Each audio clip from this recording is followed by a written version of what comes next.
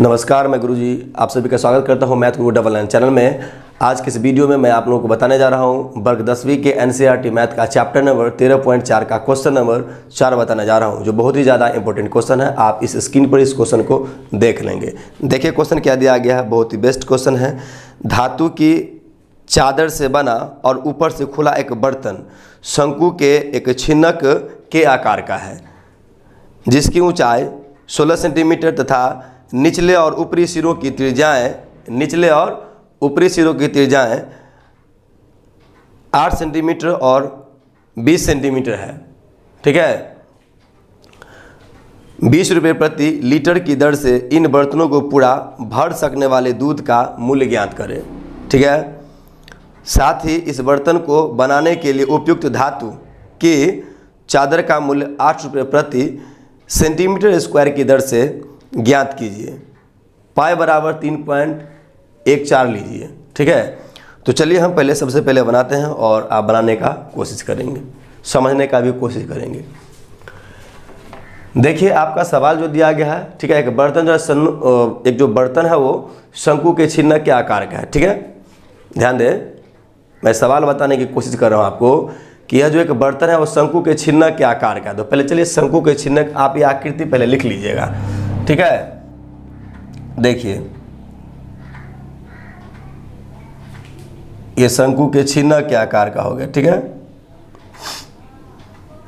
ठीक है, और देखिए तो ये जो छिन्नक के आकार का बर्तन मान लीजिए एक बाल्टी का आकार का हो गया, तो ये तो इसका निचला आकृति हो गया। ठीक है, नीचे का ये हो गया ऊपर का।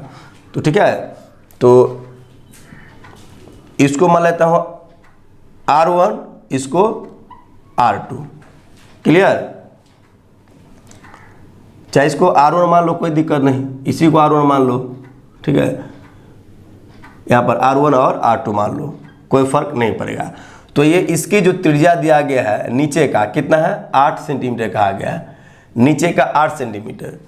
ठीक है, और ऊपर का जो है वो कितना है दिया गया है त्रिज्या 20 सेंटीमीटर। कितना है, 20 सेंटीमीटर। समझ में आ गया। अब देखिए इसकी ऊंचाई कितना दिया है, तो यह ऊंचाई आपका 16 सेंटीमीटर, 16 सेंटीमीटर कहा गया। तो कहा जा रहा है इसमें कि इसमें दूध डाला गया, तो दूध का आयतन ज्ञात करें। इस शंकु में, शंकुआकार जो ये छिन्नक है, इसमें दूध डाला जाएगा तो उसका आयतन ज्ञात करने के लिए कहा जा रहा है। ठीक है, तो हमें इस बर्तन में जो है ना दूध का आयतन ज्ञात करना ही होगा कि कितना है देखना होगा। ठीक, तो पहले इसका आयतन निकल जाएगा। उसके बाद कहा जा रहा है कि इसके चारों तरफ क्या है, एक धातु का चादर लगा, तो इसका भी क्षेत्रफल को ज्ञात करने के लिए। तो देखिए एक तो इसका पेंदी में लगा हुआ है। ठीक है, ये भी चादर, और उसके बाद ये भी पूरा चादर है। ठीक है, ये तो पूरा खाली रहेगा।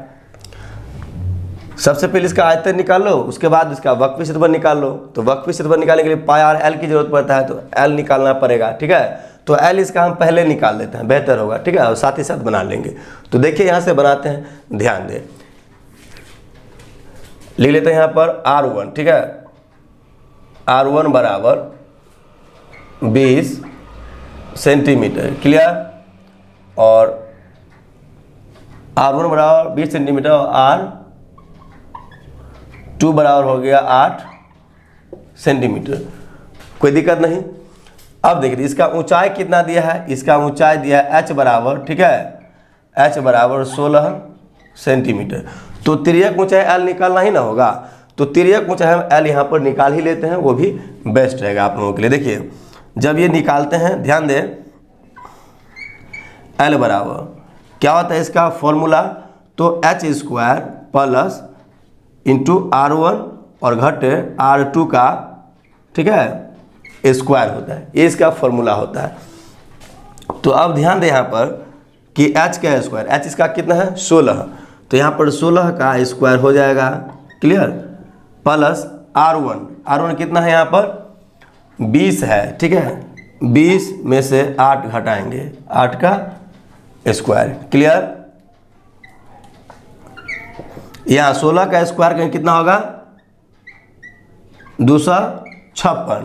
क्लियर, और यहाँ 20 में से 8 घटेगा, कितना हो जाएगा 20 में से जब 8 घटेगा तो 12 हो जाएगा, और 12 का स्क्वायर कर देंगे, अब यहाँ ध्यान दे कि 200 कितना हो गया 56 और प्लस 144 हो गया।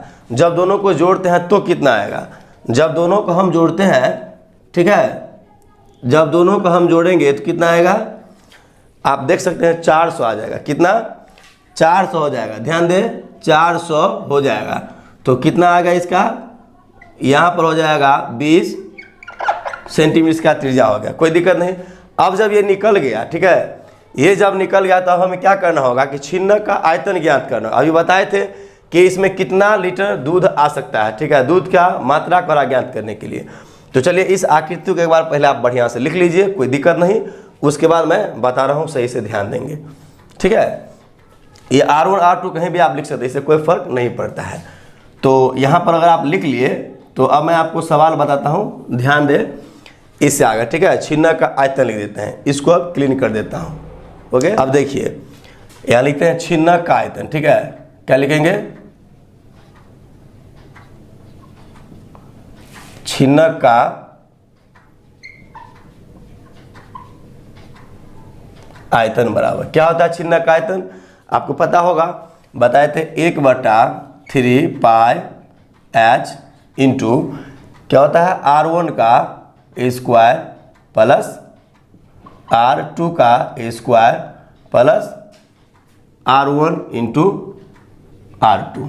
क्लियर, हमेशा आयतन सेंटीमीटर क्यूब में होता है। क्लियर, अब ये नहीं लिखेंगे, पहले सवाल लिख देंगे, उसके बाद सेंटीमीटर क्यूब लिख देंगे, बेहतर होगा। तो ये तो समझ में आ गया। अब देखिए 1/3 पाई का मान 3.14 दिया है किताब में लेने के लिए, ठीक है, और h का मान कितना है यहाँ पर 16 दिया गया, नहीं।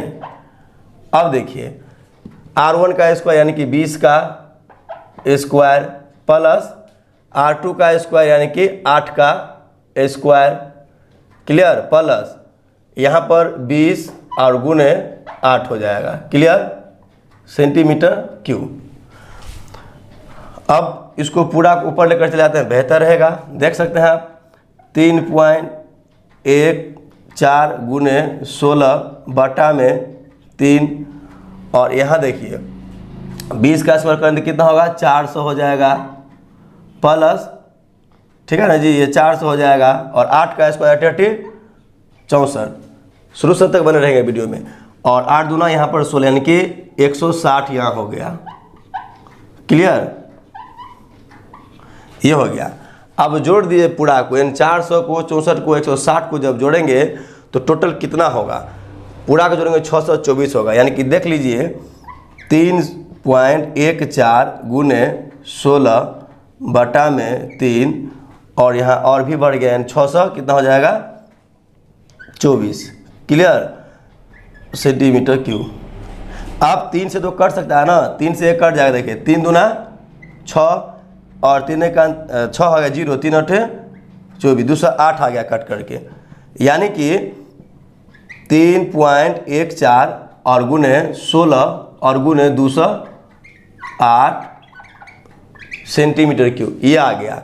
तो इतना जब आया इस सबको गुना करते हैं, 3.14 गुने 16 और गुने 208, इन सबको अगर गुना करते हैं तो इसका आ जाता है 10,449, कितना 10,449 और 0.92, ठीक है, यह भी आ गया सेंटीमीटर क्यूब में, क्लियर। अब हमें क्या करना है, इसको लीटर में बदलना होगा, क्योंकि उसमें तो लीटर में आएगा कोई भी दूध उस बर्तन में, तो लीटर में जब बदलेंगे तो हम इसको 1000 से इसको क्या करेंगे भाग देंगे, ठीक है, ध्यान दें यहाँ पर। तो यहाँ पर हो जाएगा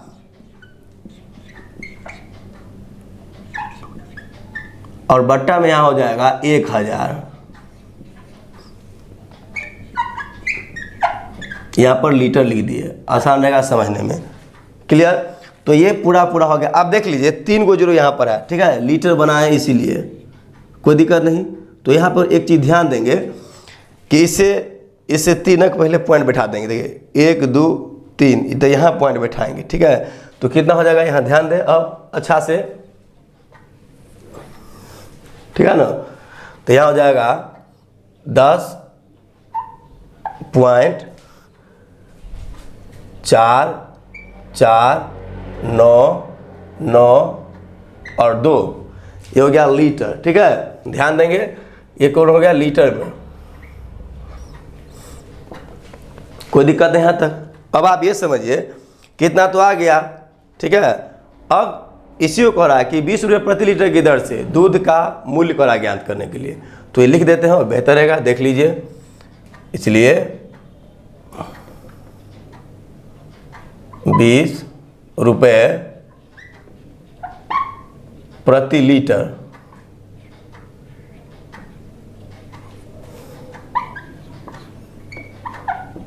की दर से, ठीक है ना, दूध का मूल्य,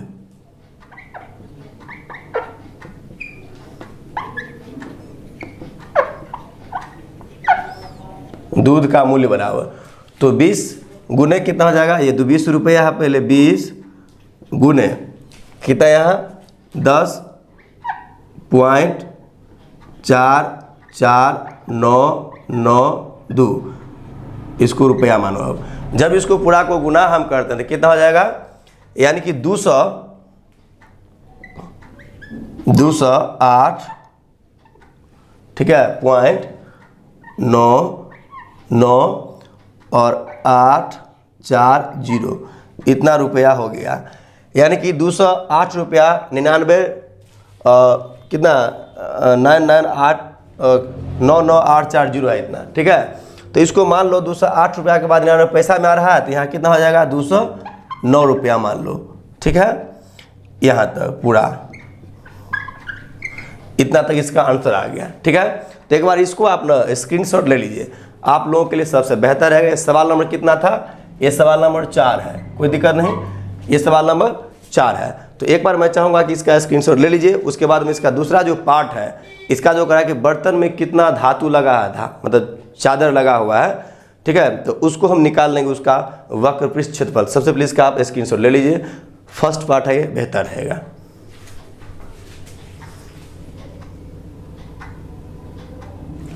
तो चलिए इसका आप स्क्रीनशॉट ले लिए, कोई दिक्कत नहीं। अब मैं इससे नेक्स्ट जो उसका पार्ट है वो बना देता हूँ। ठीक है, इन सब को हम क्लीन कर देते हैं, अच्छा से लिख लेंगे।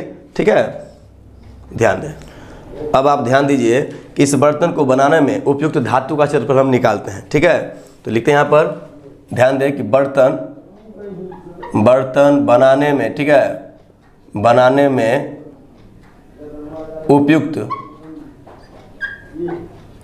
उपयुक्त धातु, ठीक है,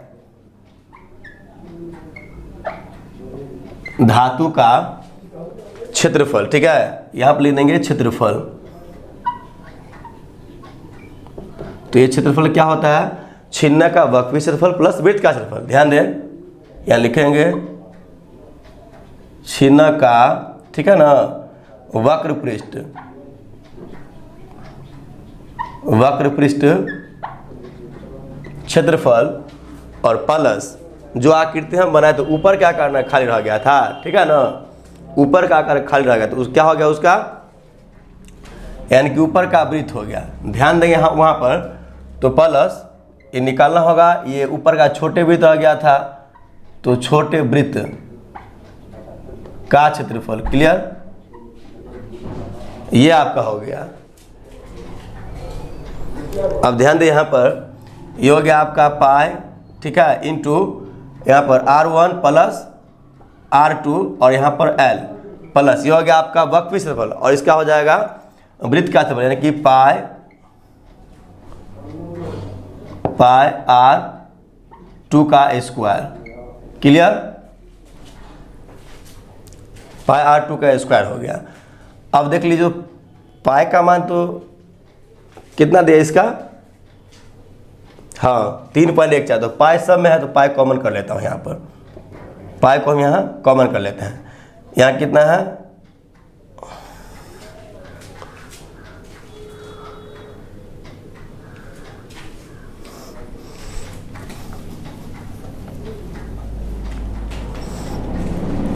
यहाँ पर ध्यान दीजिए, पाई को यहाँ हम ना ऐसे ही अभिनंदन देते हैं। ठीक है, पाई का पाई, यहाँ R1 का मान कितना यहाँ पर है 20, तो 20 और प्लस R2 का मान हो गया आपका 8, और L का मान कितना इसका आया था 20। ध्यान दें, नीचे में L निकालते हैं, पहले आप शुरू में देख सकते हैं, पीछे जाकर के वीडियो को, 20 आया था, प्लस पाई का मान पाई रहने देते हैं यहाँ पर R2 का स्क्वायर, आर कितना हो गया यानी कि 8 का स्क्वायर, तो कितना हो गया 8 64 हो जाएगा।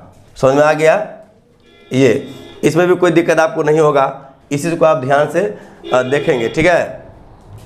तो यहाँ पाई का पाई हो गया, क्लियर। इसको गुना जोड़ें तो कितना होगा 20, आप 8 कितना हो गया 28, और गुने यहाँ पर 20 बच गया, प्लस पाई का पाई गुने 8 64, यहाँ पर सेंटीमीटर स्क्वायर में होगा, यहाँ भी सेंटीमीटर स्क्वायर में होगा, कोई दिक्कत नहीं।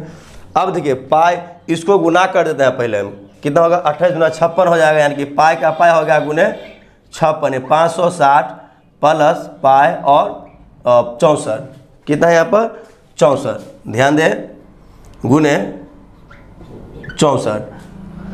अब आप ध्यान दें कि पाई हम कॉमन कर लेते हैं, इसका हम पाई हम जब कॉमन करेंगे तो 560 और प्लस 64 को जोड़ना पड़ेगा, क्लियर। अब दोनों को जब जोड़ते हैं तो कितना हो जाता है, ये पूरा देख लीजिए, ये आपका पूरा हो जाता है 624 हो जाता है, ठीक है। कितना हो जाता है 624, देख ना 4 के 4 हो गया, 6 6 12 के 2 हो गया, 5 1 6, ठीक है। तो 624 पाई हो गया, ठीक है, इतना सेंटीमीटर स्क्वायर। तो पाई का मान कितना है वो रख लेते हैं यहाँ पर, ध्यान दे। तो पाई का मान हो गया आपका 3.14, ध्यान दें यहाँ पर 624 गुने 3.14 सेंटीमीटर स्क्वायर। जब इसको इतना से गुना करेंगे तो कितना होगा, ध्यान दें यहाँ पर, इतना से जब गुना करेंगे तो क्या होगा। तो जब आपको 3.14 से 624 को हम गुना करते हैं तो 1959, देखिए यहाँ पर आएगा 1959.36 सेंटीमीटर स्क्वायर। अब तो क्या करा है, 1 सेंटीमीटर, ठीक है, 1 सेंटीमीटर स्क्वायर की लागत कितना, 1 सेंटीमीटर स्क्वायर की लागत कितना, 8 रुपया लिखेंगे यहाँ पर, चूँकि 1 सेंटीमीटर स्क्वायर की लागत बराबर कितना दिया 8 रुपया, इसलिए 100 दिया, एक नहीं 100, ठीक है। यहाँ पर आप सही से ध्यान दें,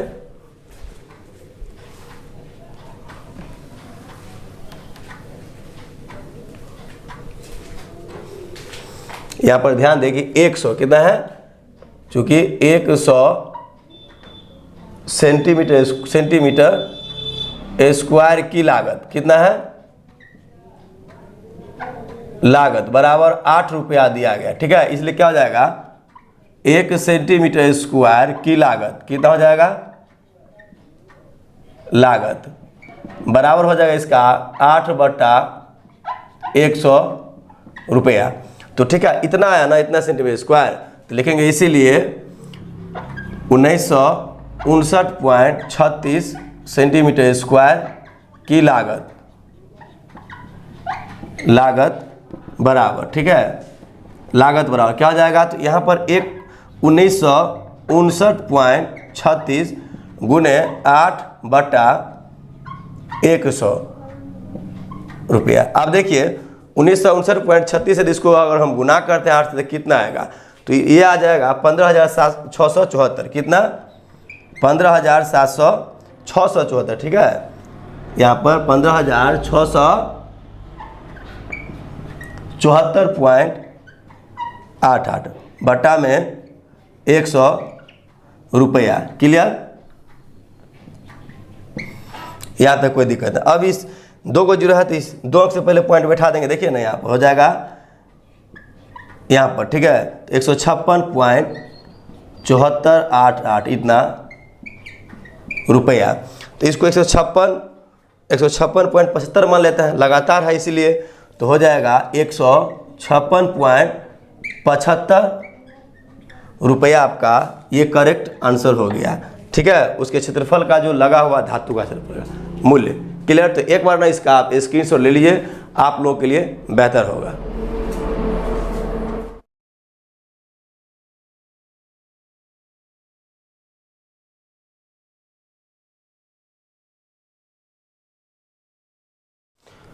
तो चलिए इसका भी आप स्क्रीनशॉट ले लिए। अब आपको कोई दिक्कत नहीं है, तो मैं अब आपसे नेक्स्ट वीडियो में मुलाकात करता हूँ। तब तक के लिए आपको बहुत बहुत धन्यवाद।